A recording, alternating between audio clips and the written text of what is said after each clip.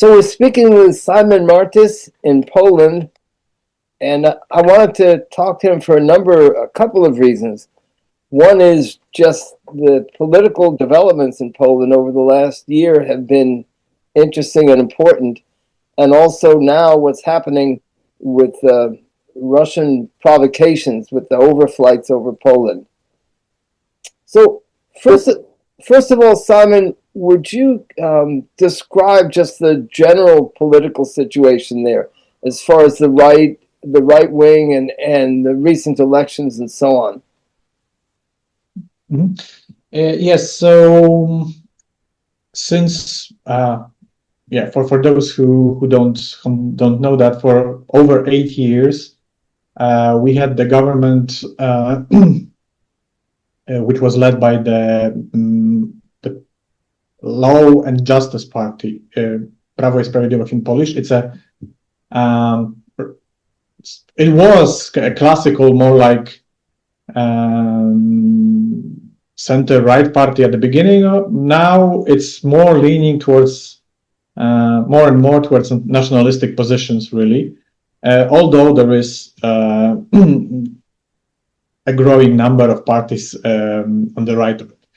But what happened in the recent elections was that the bloc of what was called the democratic opposition, let's call it like that, a very diverse group of parties, ranging from like a center-right, traditionally agrarian party, which is called the Polish People's Party, with more centrist and new party called Poland 250, Polska 2050, with the more like a catch-all, but mostly liberal civic coalition, and also the very diverse center-left, which at the time of the elections, had the New Left, which is a traditional social democratic post-communist, coming from the post-communist tradition, and also Razem, in English together. It's a more also a social democratic party, but more on the left,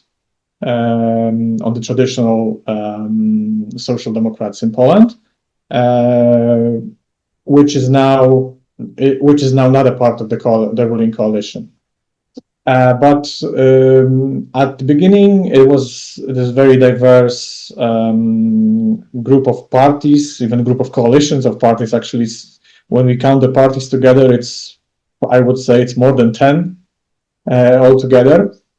And they managed to win the elections together because Prawo i Sprawiedliwość was still the first party and the party that won the election, get the most votes and the most MPs, but they couldn't form any coalition.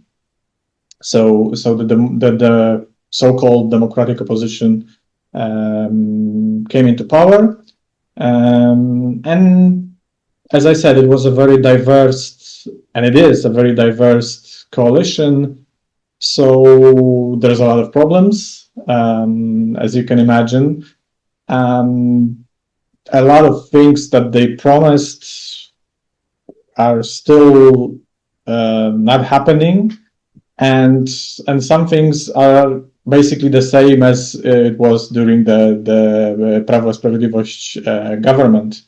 I would say, especially when it comes to the situation with the migrants, people being stranded on the refugees trying to get to the through the Polish-Belarusian border, and migrants in general, because one of the topics of the election campaign was an attack against Prawo i Sprawiedliwość, which was true that their migration policy was quite liberal, but they were very nationalistic in their discourse. So they were saying, we are against migration, but the migration was growing, like basically in every country around Europe. And the funny thing is that this part of the centrist new coalition actually was using this against the government, but also using this far-right rhetoric. they are from Islamic countries, they bring crime and all of that.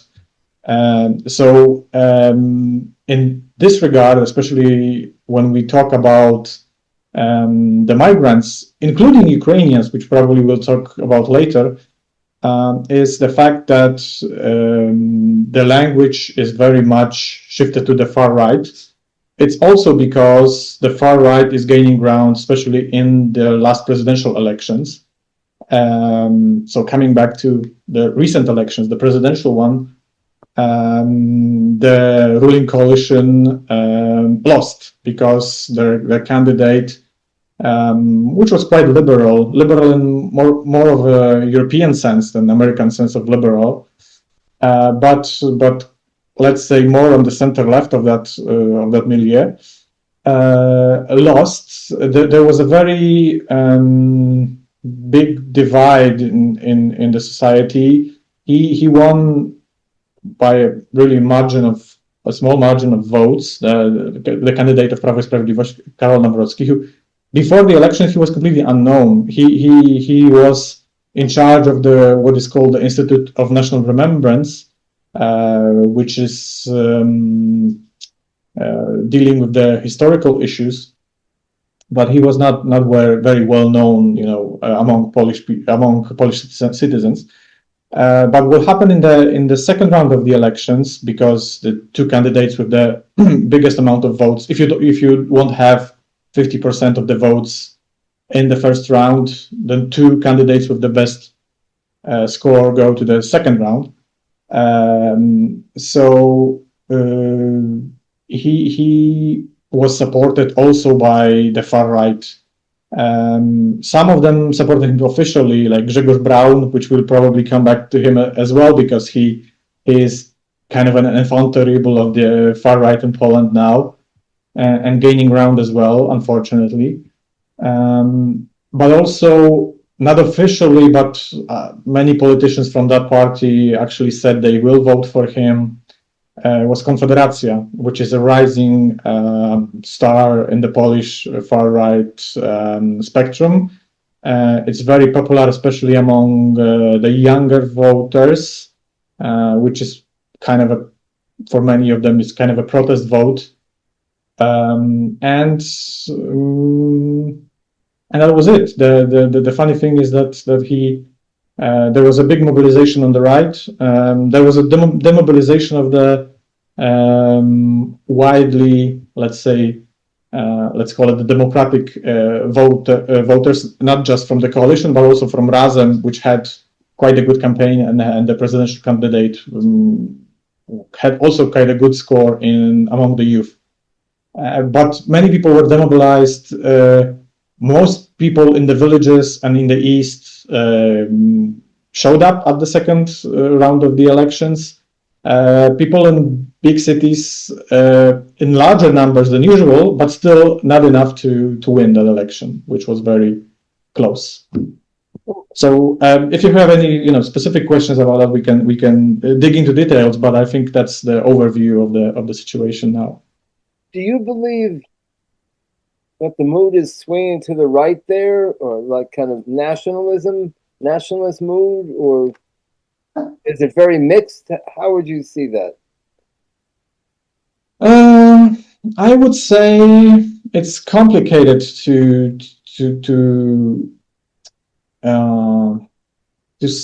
say it very hard way, because I think as I said, especially when it comes to migrants, the language is very much on the right of the main, like traditional mainstream used to talk about migrants, and it's all around the political spectrum, maybe except most of the left, let's say. And I do believe that the polls are showing that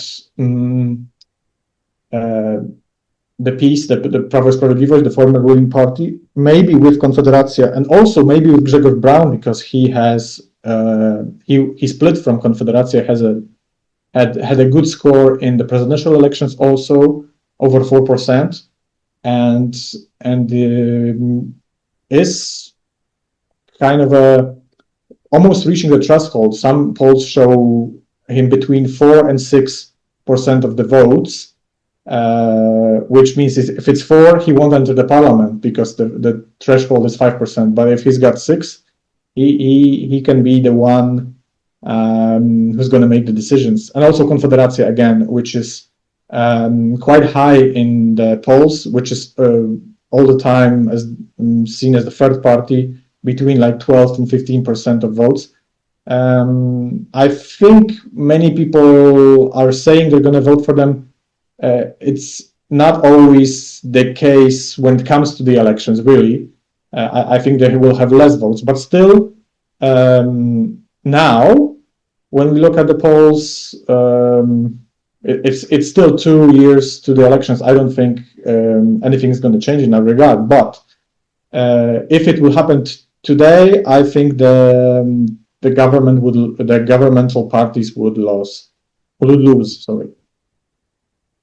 So recently, of course, Poland's been in the news a lot due to the Russian overflights, the drone overflights over Poland. So, what do you think? Well, I have two questions. First of all, what do you think Russia was trying to accomplish? And secondly, what was the popular reaction? What were people saying about it? Did it stir up a lot of controversy or what? Okay, so we should start with the fact that first we thought that when it happened, the government was saying about 19 violations of the Polish airspace, which means like 19 drones. Now we know it was at least 22 drones because they were found in different locations, mostly in eastern Poland, mostly in my region, in Lubelskie. I think like 12 of them were found in my region, around 3 in the Świętokrzyskie region, which is also east, but more like center east. 2 of them in the Warmia and Mazury region, which is up in the north, close to the small border with Russia we have.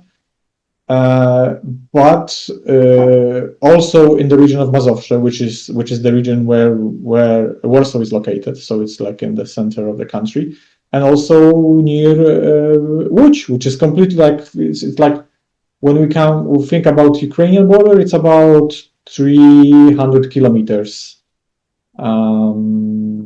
Sorry, I don't know miles really, so you have to check that. How much is it? So basically it's far away from the border, and some of them came from Ukraine when Ukraine was attacked, and some of them came from Belarus. The funny thing was that Belarus said that they informed Poland that something is from which is completely odd and funny, but when you think about it, but they said something is coming from our territory, but we don't know what it is. So I don't know what Lukashenko's game in that as well. But when we come to Russia, many people are thinking, many experts are thinking about the capabilities of NATO and how would NATO respond. So I think that was one thing. But maybe kind of an unexpected for many people, the unexpected result for many people, I guess, is the fact what happened in the social media in Poland. It was the level of disinformation, of Russian bots, of Russian spam, also of far-right influence, but I think it was more of this bot culture than actually real people doing that, although there were some real people doing that. Poland is mostly far right. It's not campist because campism is a marginal phenomenon in Poland. What happened in the social media was was very surprising, but because there was so many accounts in social media, mostly used in Poland, like Facebook, like X, like Instagram, which showed that those accounts, I don't know if real people, some of them, yes, probably, were blaming Ukraine. That it's not Russia that it's attacking us, but it's Ukraine because they want to drag us in, not, as they said, not our war. And this was everywhere in social media. There were reports that over like 38% of the comments about this were blaming Ukraine, and just 34 Russia, and the rest was also like they were blaming the Polish government, the West, and NATO, and so on. So over 50% of the comments were completely pro-Russian, which is it happened in the Polish internet to some extent, obviously, but the level of this was completely unexpected. I would say it was more or less, or even more, it was similar to what happened in the Romanian presidential elections, where TikTok was full of this pro-Russian propaganda. I think it was even more than this. It was everywhere. And when you look at the polls, actually, people are, and when we talk about reactions, I can say two things about the what we see in the polls, but it's also my personal experience, because I live in the region which was very much affected by this. So basically, it was the polls were showing that that people said the government handled the situation quite okay, over like 40 something, and there was 30 something saying that it didn't, but it doesn't mean a pro-Russian position. It means that they think there were a problem with, like, not getting all the drones, because not all of them were shut down. Like I think the ones they were expecting that were heading to some positions, they should be like the airport or NATO base were shut down, but some of them weren't. So and in general, I talked with a lot of people who live around here. Like 2 drones, which was unexpected to me, were found very close to the place I live. One in my region, one in the region, the bordering region, but I live like in a place where I border with like 3 more regions. So it's quite close. And people were afraid, I guess, especially in those villages in the east, which are mostly inhabited by very, very old people. Young people don't live there usually because they go to other places. So basically, I think there was some people that some people were scared, but there was no panic really, and basically people are in real life, I think people are blaming Russia, not Ukraine. But if you look at the internet, it's completely opposite. That's kind of a new phenomenon we have to deal with. So like fighting the disinformation, which is also trying to be countered now by the government. There was problems because 2 days after the attack, in five districts or counties of my region of Lubelskie, not the place where I live, but the ones closer to the border, mostly with the border with Ukraine, had this text messages. This is a kind of a specific thing to Poland. The text messages are being sent when we have like problems with the weather or some safety issues. So they use it to say that there is a drone attack in the region of Volyn in Ukraine, and the F-16s are operating in the air. So first time ever they done it this way, because sending text messages to people living in in specific places, because usually they were just issuing a statement online that, you know, we are operating, and that's it. And airport in Lublin was closed. But what they wanted to do as well at that date, because at the end, no Russian drone entered the Polish territory. It was 2 days after those 22 drones did. But they wanted to check the safety, like for example the sirens, the siren alarms, and it didn't work out really well. First of all, in one district they completely didn't do it because they didn't know how, when, and why, and even if they did, people, and I'm not surprised by this because it is a big issue. We don't have shelters. There's like info that like 2.5% of Polish people live in the area that have shelters very close to the place they live. So we're not like in a situation where Ukraine has a lot of shelters. And it had it before, even before the full-scale invasion. We don't have that kind of situation. So people were surprised. They didn't know what to do, because you have a siren, something is happening. You know that something is happening, but what should you do? To be honest, I don't know. I mean, the only info was that you should just go home and watch local TV, and that's it, and wait for other information.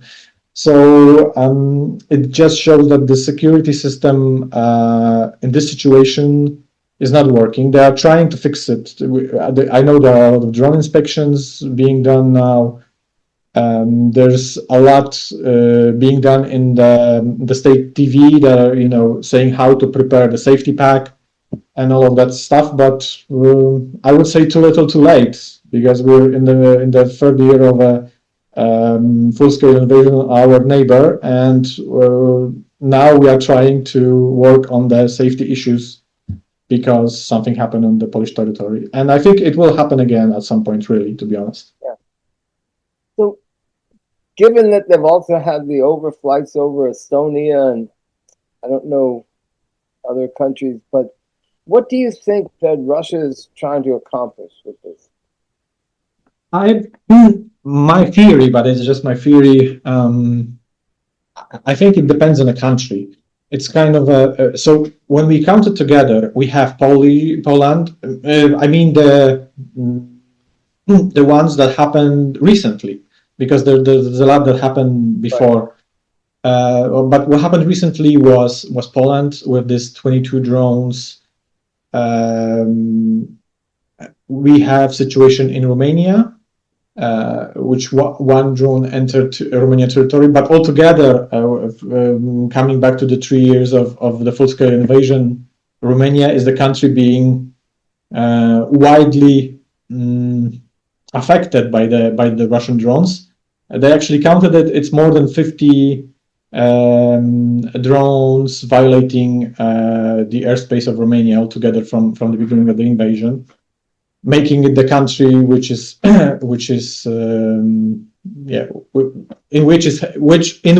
it is happening constantly. There was a drone debris found in Latvia. There was the situation in the Baltic Sea, which is not, it wasn't not on the Polish territory, but it was on what we called the Polish economic zone. It's an oil refinery in the Baltics. But there was also there was Estonia, obviously, with the jets. And there is the most complicated story with Norway and Denmark, because they had drones attack probably from inside of the territory, but it might have been Russian in the sense that some people were there and just had orders to use the drones.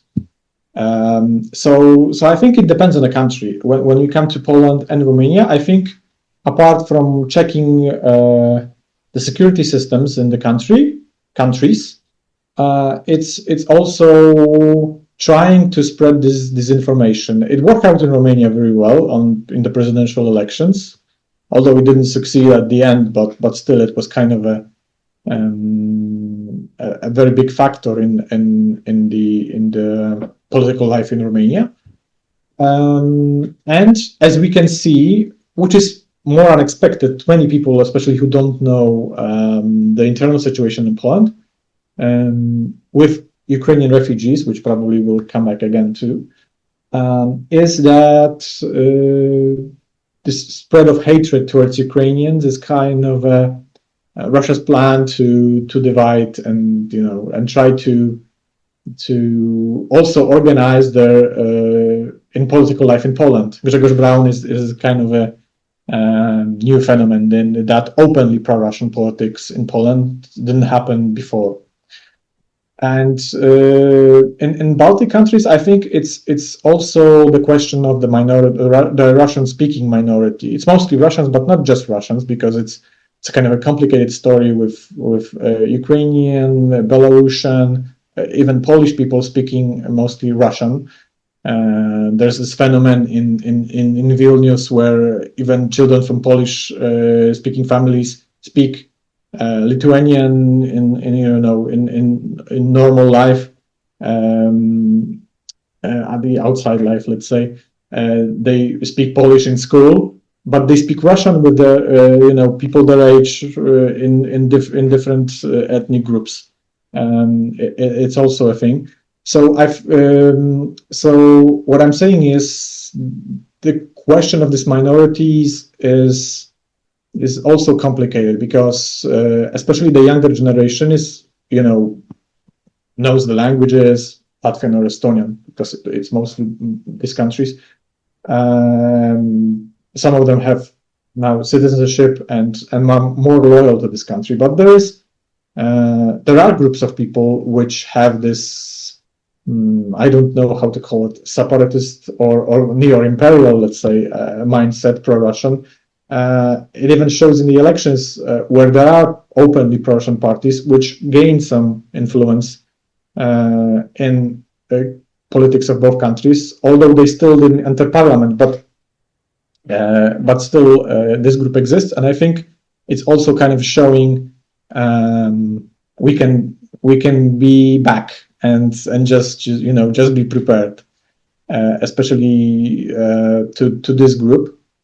And when it comes to Denmark and Norway, I would say maybe Norway is not so far away from the border because it actually has a border with Russia, not a long one, but it has. But Denmark is a completely different topic. Someone had to do it inside of the country. So this is like saying, we can disrupt life in every European country. That's what we're showing. So I think it's different in every country. It's not a. I would say that Russia has a very has a set of ideas around about their all their eastern neighbors, and also has a good understanding of their internal politics. That's what I'm trying to say. What I've been trying to figure out is why are they doing it at this particular time? Is it, from what I understand, the Russian economy is not doing well at all. And that must be creating at least the potential for discontent within Russia. Gas shortages and so on. So is this an attempt to kind of stir up nationalist sentiment within Russia? Again, I could just be guessing, but I think when we look even at some videos of Russians being asked, what do you think about the drones excursion in Poland? There were a few people saying, but probably not ours, it's Ukraine or something like that. But many people said, yeah, we should do it. Poland deserves it. It was a part of the empire, and now now they're ungrateful. They're part of this rotten West and all of that.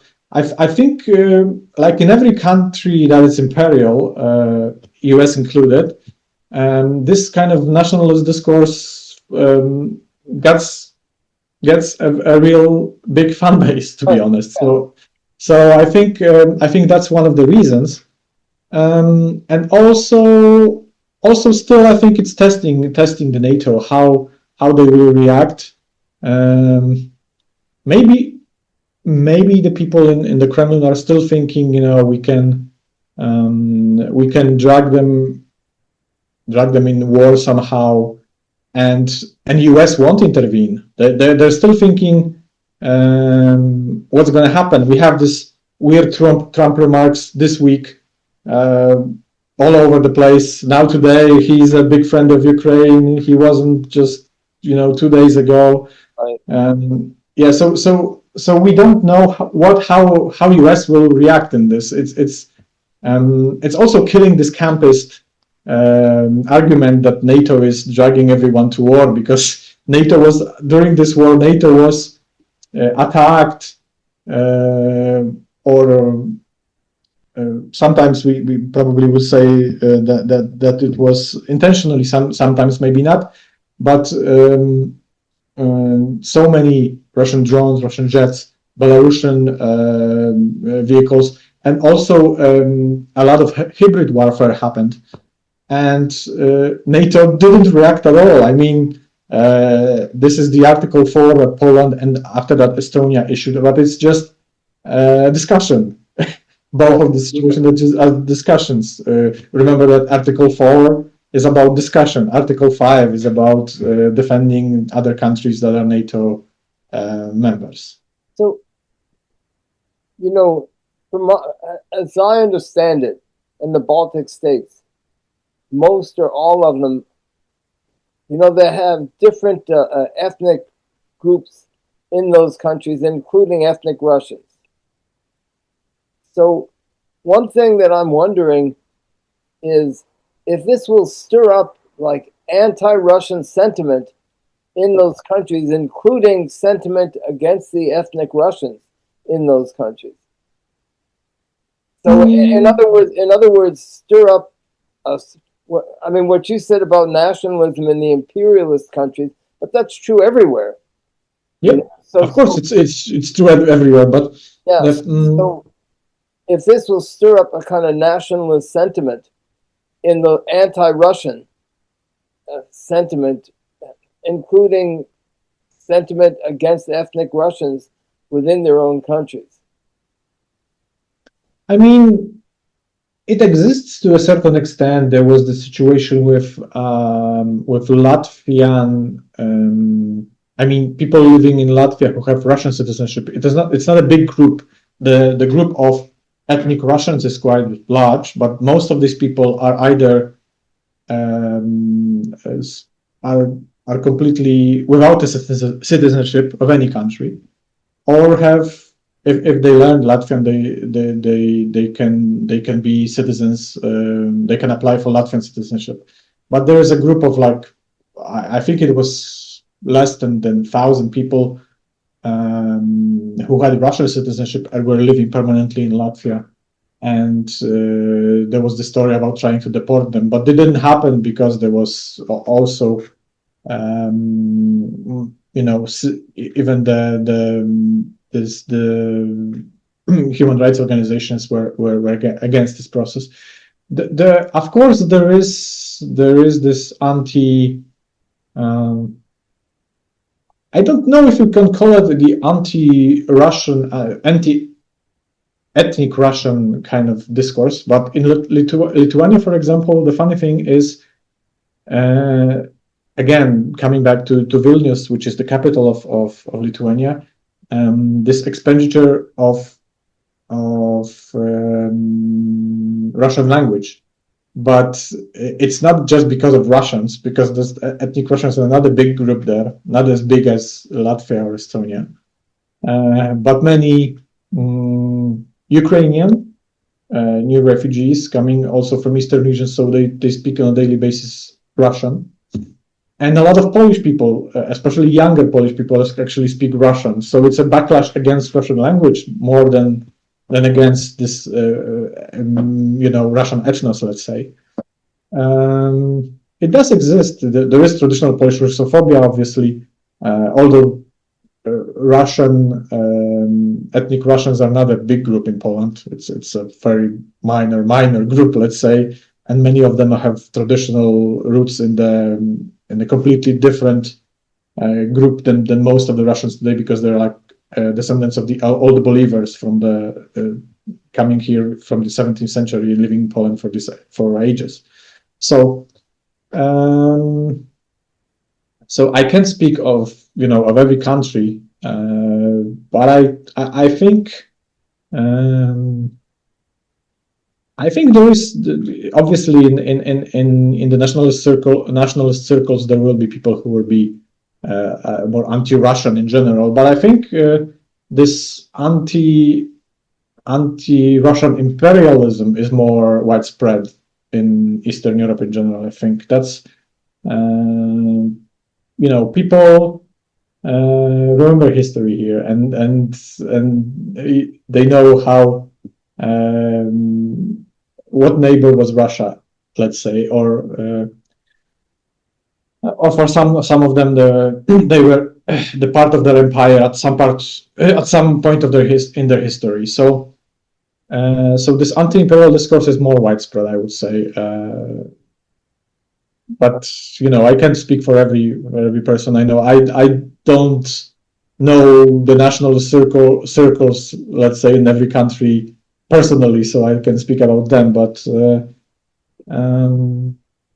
I think it's like a mixed thing, really. To be honest, I don't have a clear answer for that, but we can't say we really can't say it's something similar like World War II and Germans after that. It's I don't think so. I would say we're still far away from this kind of thing. Maybe in Ukraine it's different because they are being attacked on a daily basis. That's also a thing that brings hatred to Russians to a higher level, let's say, but. In the neighboring countries, it's different. And there are some countries like Hungary and Slovakia where the pro-Russian sentiment, and even Bulgaria, which has a more pro-Ukrainian government but more pro-Russian citizens, this pro-Russian sentiment is quite strong. So it's not that every Eastern European country is really anti-Russian. For some of them, it's a new phenomenon, like in Hungary. It's completely new phenomenon brought by Orban and Orban's politics, really. In Bulgaria, it's more traditional. Even during the World War II, where Bulgaria was fighting along Germany, they never fought against USSR. Okay. I think those are the main questions that I have. Do you have any further like summary comments that you think people in the United States should be aware of? I think what I wanted to say is this backlash against migrants in general, and also including Ukrainians living in Poland. That's a big factor in Polish internal politics now. There's many reasons for that. One is reviving this historical issue of Volhynia massacres in the 1940s. I was with my Italian friend. We are preparing two bigger articles, which are in Italian and English, about the Polish-Ukrainian historical relations and how it is viewed in contemporary Poland. And we were in Helm, it's in my region, but it's very close to the Ukrainian border, where the official Volhynia massacre commemorations were held with the President Nawrocki, and also in the Mostava, which is place in a region that is bordering mine, but very close to me. It's like less than 40 kilometers from the place where I live. It's called Domostawa. It's the only place in Poland where there is a monument of the Volhynia massacre victims. It is a place full of nationalist hatred. The monument was erected last year, and since that, it's a kind of a pilgrimage place for all the far right in Poland. You can see everything. Maybe I didn't see swastikas, let's say, but there was like Celtic crosses, openly like anti-Semitic books, anti-woke, like ultra-religious kind of ultra-Catholic background. All the far right was there. It was like a Babylon of the far right in the Mostava. So that's one historical factor, which is also exploited by Russians, obviously, but is also exploited by the Polish far right because it's a thing that can get votes for them. There is this traditional anti-immigrant sentiment, which is also against Ukrainians, but against all migrants, let's say, and it's nothing different than the ones we have in Western Europe or in US against migrants, that they are taking there are these Schrödinger migrants because they are taking our jobs and our social benefits at the same time. And that's how the far right presented. And also, I would say we have this economic factor, not just. It's a very funny story for me because many polls show that the group that views Ukrainians as the most hostile towards Ukrainians are young women in small towns or villages. And this group was actually very progressive in general because in 220, this group was the core of organizing the protest against the decision of the Constitutional Tribunal about the abortion. And yet, on this issue, they are very much anti-Ukrainian, which is because of economics. Because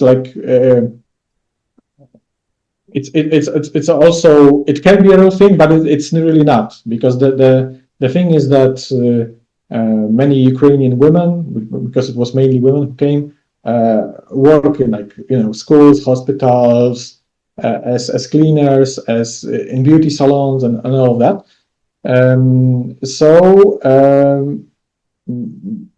Young women in small towns think that they have to compete with the Ukrainians, but it's just imagination, because most Ukrainian women actually live in, like most migrants, live in big cities, not in small town rural Poland. So this is this kind of phenomenon which also brings economy, which should be interesting for us, because we have to remember that most of the Ukrainian refugees coming in Poland are working class Ukrainians, because it's not like although far right likes to present those Ukrainian oligarchs coming to Poland with fancy cars and all of that, but that's even if it's true, it's a very small part of this migration or refugee group. In general, this is a very working class part of the society, and I think it's getting worse, because we had the situations even that Ukrainians either being physically attacked. We have the situation in Warsaw where the transgender anarchist activist Zenobia Żaczek, she's also active in the tenants' rights movement, was trying to to talk to a guy who was insulting an older Ukrainian at the bus, and she was beaten by this guy. There was a situation in Wrocław where a Ukrainian woman's car was being demolished. I wouldn't say there's thousands of these situations, but it's constantly happening. There's this online hatred, and I think that's also the thing that the far right will exploit as much as they can.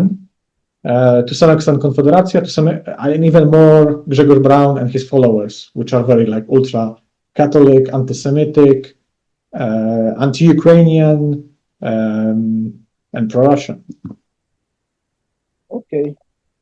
Well, I think we can leave it there until the next time. And thanks very much for your time, Simon.